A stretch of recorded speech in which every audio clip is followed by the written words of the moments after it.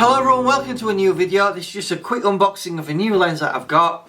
So you may be familiar that I've done a lot of videos about the 150-600 contemporary lens, the Sigma lens, and the Tamron G2 lens. And I have been quite critical of the G2 lens. And I ultimately decided that the Sigma contemporary was a better lens, which it is. But then I got thinking that I've seen a lot of reviews about the 600 RF lenses, you know, the F11 Canon lenses that have come out that are more consumer grade rather than heavy duty primes. And I've always believed F11 aperture is really too dark, but you know, modern cameras like the EOS R that I'm recording on now can handle quite well low light situations, because they have an improved sensor and improved autofocus capabilities. They can actually autofocus up to f22 instead of f8 like normal digital SLRs. So then I got thinking maybe I should be tempted to buy one of these RF lenses. So I looked at the RF600 and thought it's too similar focal length to my Sigma lens, so it's a bit pointless. Besides, this has an aperture of 6.3, so it's actually quite a bit lighter in terms of its aperture. It's actually a better lens when it comes to its aperture. So I thought the 600 doesn't make sense to me. So then I looked at the F11 800mm and I thought that's 200mm more than the 600, and that makes more sense to me. So here we have an unboxing of that lens. So let's just open the box and have a look what's in it. This has come from Canon in Europe, so it took them about 10 days to get this to me. So let's have a look. So here we are. This is the RF600mm F11 IS STM lens. So this will fit on my EOS R and the R6 and the R5. It will not fit on any other cameras at present. There are rumours of an R coming out, an R8 and an R7 coming out, so this should be compatible with those if those get released this year. I believe the R7 should be released at some point this year. So let's just have a look and see what's in the box. So we have two instruction manuals here. I suspect I'll probably just get the 1 year warranty, unlike the Sigma lens where I get 3 years with that.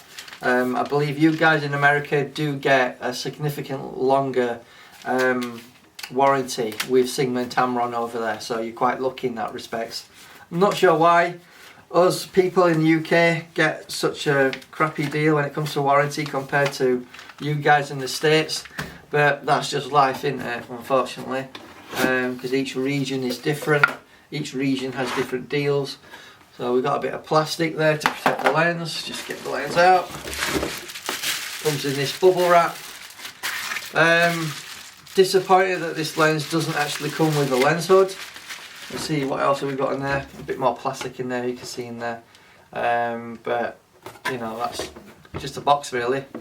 Nothing interesting about a RF black STM box, except it's a box, and that's it really. So let's just put that down and have a look at what the packaging looks like. It's just some bubble wrap, a bit of plastic. Take that out. Let's have a look at this lens. It's quite big. So this is the RF 800mm lens, and to get this to actually work you have to unlock it, pull it out, lock it again, and then when you attach that to your camera it'll be ready to go. Or incidentally, if you do have your camera attached, you just need to remember to unlock it, because it will tell you to do so on the LCD screen. So we have a full-time switch for focus and a 20 meter to infinity limiter on there. We have autofocus and manual focus and stabilizer on and off. Nothing dramatic about that. Then we have the control ring. It does have a clicking noise. Now if you're interested guys, you can get Canon to take the clicking out of that if it's disturbing you regarding video and you don't want that noise. So you can customize this to control exposure compensation, shutter speed. Unfortunately you can't get it to adjust aperture because aperture's fixed at f11. Right, so my Sigma lens has a large element and it'll take a 95mm filter thread, right? But looking at this Canon RF800, while it will take the same sized filter that goes on the Sigma one, I've noticed that the actual front element is a lot smaller than the Sigma is. So they could have made this element a lot bigger and let a lot more light in. So yeah, that's probably why this lens is so cheap. But let's just have a look for argument's sake. Now I don't have the actual lens hood to test this out with because I'm still waiting because Canon taking their time with releasing that. But I've got here is the 95mm filter, UV filter you can put on the Sigma to protect the front element. I just want to see if that'll go on there, and it will. So yeah, it will easily go on the front of that.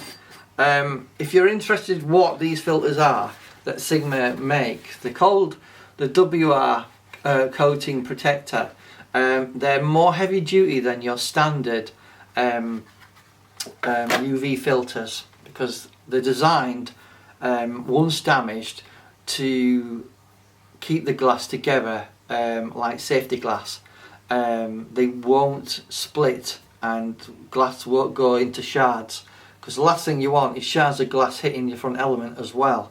So despite what a lot of people say when they say use a UV filter to protect the front of your lens, that's a good idea, yes, but many UV filters just shatter on impact and that will scratch the front element. So be mindful of that, guys. That's why I'm a fan of these WR coating protectors that Sigma sell.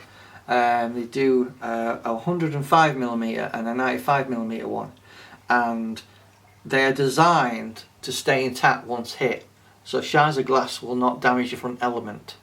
So I highly recommend you buy them. I believe if you're interested, the 95mm one is around £110-ish, thereabouts. But you can attach it to the front portion of your lens to protect it. We're going to see if the lens hood fits on with that on at some point. I've apparently been told that only a slimline one will fit on here, but we'll find out when the lens hood turns up because it hasn't arrived yet. Obviously the lens has a small tripod foot for you to attach some sort of attachment to go on your tripod, but it also it's not a tripod collar, which means you can't rotate it, which is a bit of a bummer, which means ideally you can only have it on your tripod like that, or if you're hand holding you'll be able to do that with your camera and do it sideways, you know, for portraits. But essentially this lens is really designed for doing long distance wildlife and astrophotography and sports at a long distance, because minimum focus is 6 meters. So we need to take that into account. Who is this lens for, you might be asking? Really for someone who wants to do wildlife at a distance and can't afford a Canon super prime lens that costs many thousands of pounds. In fact, I was looking at getting the Canon 500 f4 Mark 1 lens. That will set you back a cool £2,500. This lens only costs you about £1,000. And at the moment Canon on their website are offering like a 24-month payment deal plan, and they are suggesting that they're the ones providing that finance when they're not.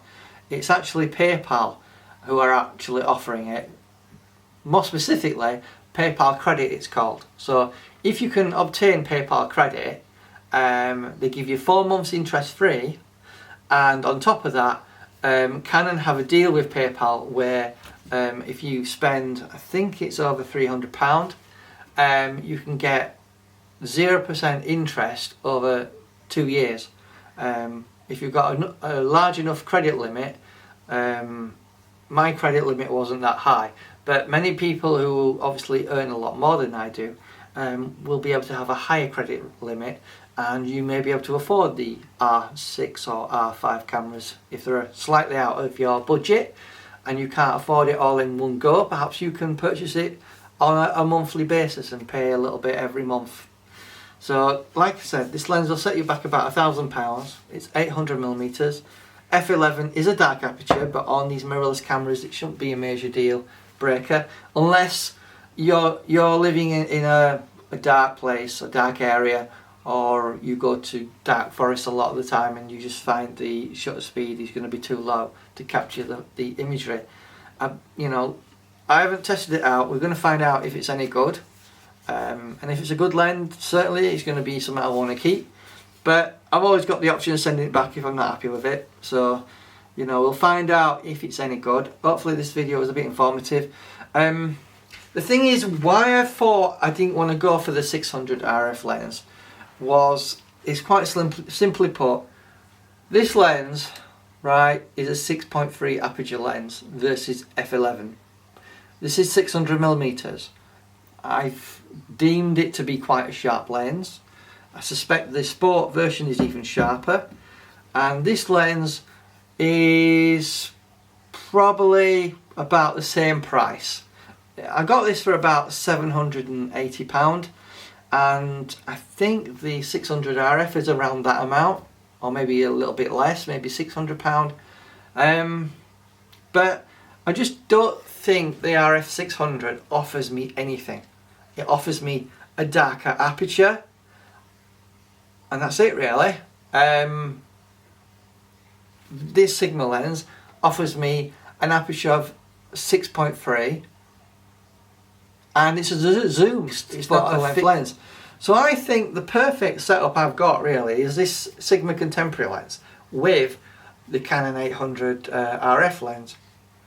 So if I'm too close with this lens, because its minimum focus is 6 meters, I can put this on one of my other cameras and have a minimum focus of 2.8 meters, and if anything comes close to me, use this lens. But then if something goes too far away, I can switch to this lens, you know, if I've got two cameras, and then use this instead. So hopefully you found this video informative. I'm going to start testing these and offer you some more videos on that. You know, I hope this was informative, but this is the setup I think you can go for. You can go for the Sigma Contemporary or Sport, or even the Tamron lens if you prefer. That gives you 150 to 600mm. And then you can get the RF600, which gives you 800mm. Granted, you can only use this lens and the 600 RF lens on full frame Canon cameras at the moment, but I suspect APS-C R7 will come out at some point this year, and maybe even the R8. I'm not sure on the specs of the R8, but I know the R7 definitely will be an APS-C equivalent to the 7Ds, the 7D Mark II, but in mirrorless form factor. So hopefully you found this video informative, showed you what's in the box. Nothing spectacular, I do apologise for that, but there's not much you can really say at night time when it's dark outside and I can't show you examples. So maybe we'll put these two lenses head to head. Obviously this has got 200mm more. You might want to check out Brent Hall's video where he's got the Tamron 150-600 and he's got the 800 RF lens and uses them side by side as his go-to wildlife lenses, because he doesn't really want to carry heavy lenses, and I can appreciate that. This is only about 1.2 kilograms in weight. The Sigma lens is only 2 kilograms in weight. You know, if you was to look at the Canon 500 f4 prime, I think the Mark II is around 3 kilograms. The Mark I is about 3.8 kilograms. Even the Sigma 500 that I owned, that was 3 kilograms. The 150-600 Sport is 3 kilograms. So for the weight of the Canon Sport, you could have this in your bag and this in your bag, excluding camera bodies obviously. So that might be a better combination rather than just relying on the 600. because then you've got 800mm to play with. And then obviously if you really want, you can get the RF extenders and extend the range of this 800 lens to well over 1000mm to 1600mm, I believe, with the 2x. But that would give you an aperture of f22, which I think is too dark. To be honest with you, I think even an aperture of f14 will be too dark with the 1.4 extender. I think f11 is the lowest you want to go to, really. But the idea between having these two lenses is if something comes close to me, I can use this. And then I suppose if I really wanted to, I could, instead of taking that with me, take the Canon 100-400 Mark II L lens with me, which gives me 100 to 400mm, and if that's not close enough, switch to the 800, because I've got the adapter that allows me to use EF lenses. And to be honest, I don't think the sharpness difference between this and the 100 to 500 RF lens is that great in terms of a difference. I don't think it's double the difference.